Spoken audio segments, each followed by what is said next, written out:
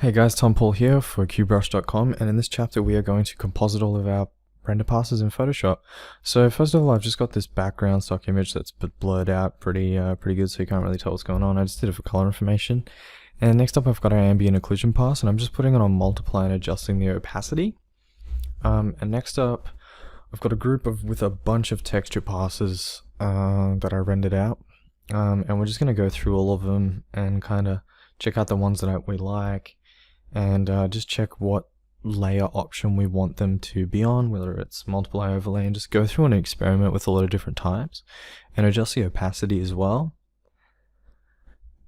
And then once we get pretty happy with what the layer actually looks like, we can either go in and erase a bunch of bits, or we can start using the clown pass to mask a bunch out. So we're just going to jump onto the next texture pass here and just check which layer style suits it.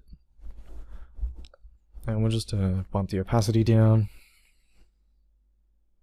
And we'll pick the clown pass. And the clown pass is good because you can select specific objects that you just want the layer to be applied to, and then just put a mask on it. So in this case I wanted that layer to be on everything but the bits that rotate, so I just masked everything else.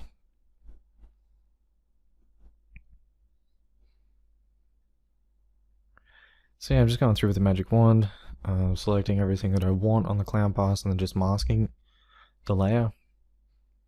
And then I'm just painting on the mask the areas that I want to stay, or that I don't want to stay.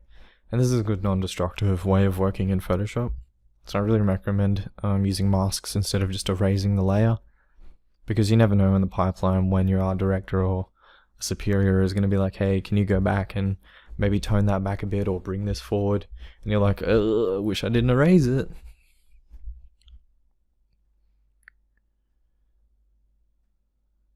So now we're just going to find another one, another layer style that I enjoy.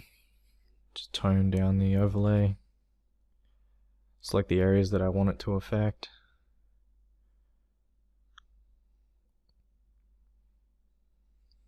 and mask it out.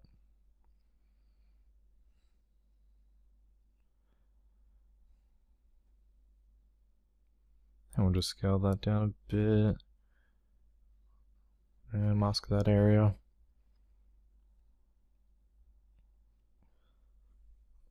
So here I'm really liking the look of this texture pass specifically. So I'm going to take this back and select a bit more, and then yeah, just go in and paint on top of the mask the areas that I want to be toned back with a standard soft brush.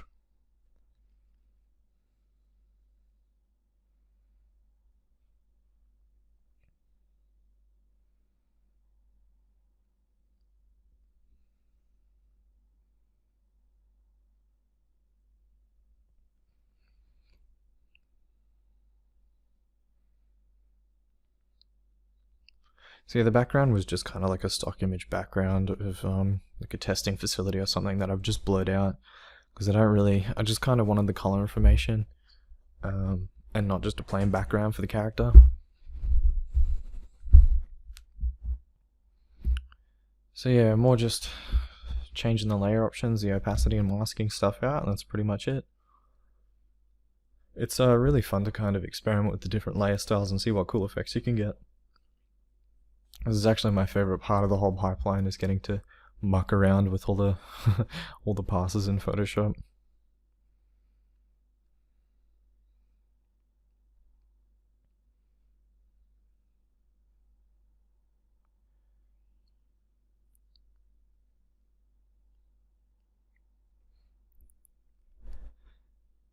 So yeah, I like to, with this character especially, I wanted to have him looking pretty weathered, like he's seen some rough days, and you know, it's not just this brand new off the shelf type deal.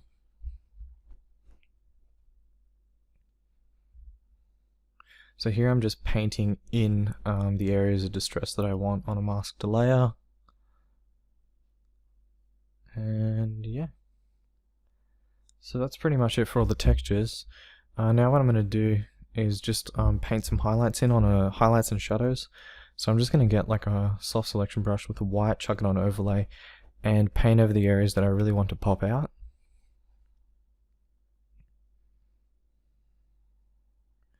And I'm just going to chuck another overlay layer.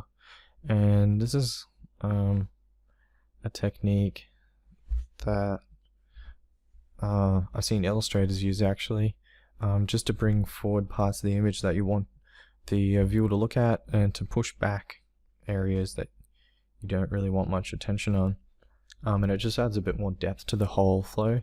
So yeah, it's just painting black on the multiply layers and white on the overlay layers and adjusting the opacity. So here's an overlay layer. We'll bring that opacity down a bit.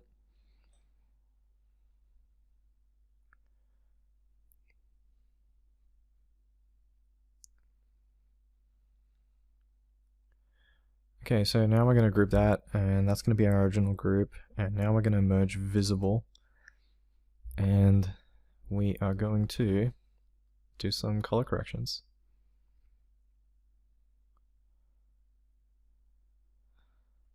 So now we're in a plugin called Exposure 5, and we're just going to go through a bunch of presets and try and find some cool filters to apply.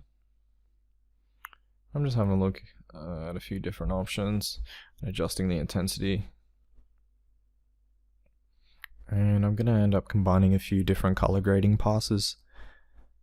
So I'm not going to look at this one, but I'm going to grab that original layer and then do another one.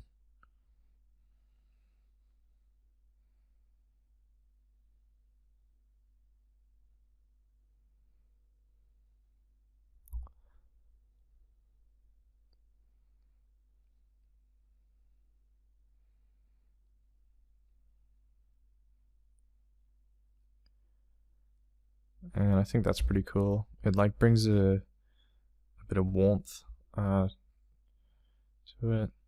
So yeah, the same deal here. I've just masked out the layer and I'm just kind of painting around areas, just experimenting with what I want and kind of adjusting the opacity.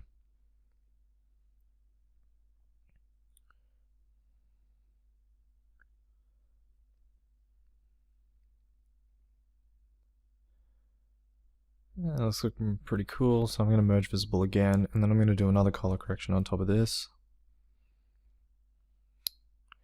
So that's looking kind of cool. This one's looking alright. I kind of like the look of that one. So I'm going to adjust the opacity a bit. And get like a soft brush and just kind of do like an inverse vignette type thing. That wasn't really working, so I just delete the mask.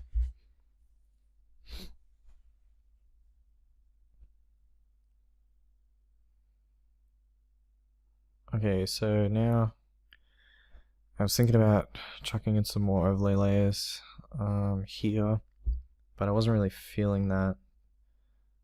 So I think what I'll do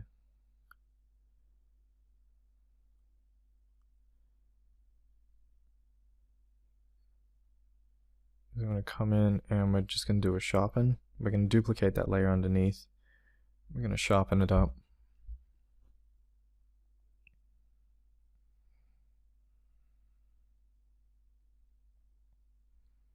And we'll use the unsharpen mask again, turn the radius down, and kind of get something looking like pretty extreme.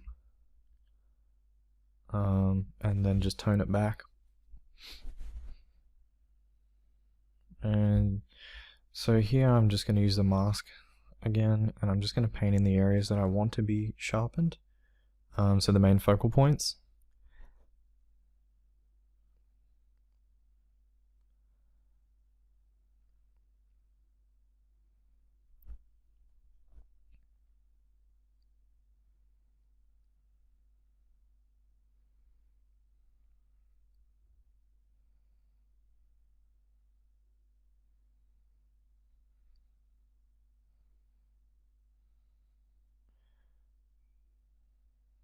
Okay, so I'm gonna duplicate this group and merge it so that I can start doing some more finalized touches.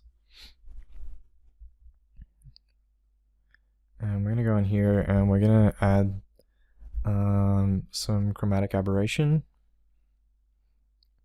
Just give it a little bit more imperfections. So yeah, we'll just give it a little bit of chromatic aberration. And then I was gonna give it a vignette, but not sure at the moment. So yeah, I'm just gonna try and maybe give it a vignette here. It's looking pretty good.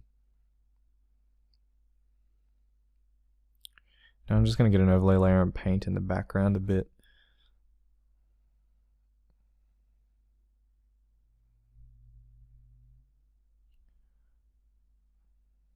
And just, yeah, bring that down a little bit. And here I've just added in some atmosphere and chucked it on an overlay layer. It was just dust particles. And here I'm using a plugin called bokeh, which is basically just like an exaggerated depth of field plugin. And there's a difference between the two.